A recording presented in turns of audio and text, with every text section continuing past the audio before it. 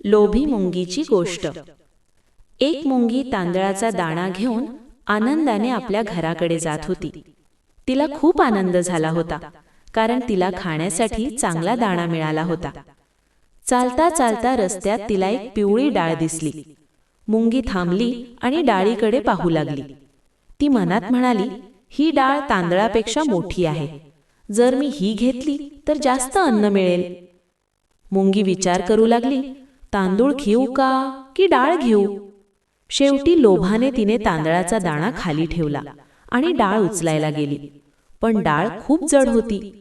मुंगीने खूप प्रयत्न केला, तरीही तिला डाळ उचलता आली नाही। इतक्यात एक चिमणी तिथे आली। तिने खाली पडलेला तांदळाचा दाणा पाहिला। चिमणीने लगेच तो दाणा उचलला आणि उडून गेली। मुंगी परत आली तेव्हा तिथे ना तांदूळ होता ना डाळ। मुंगीला खूप वाईट वाटले।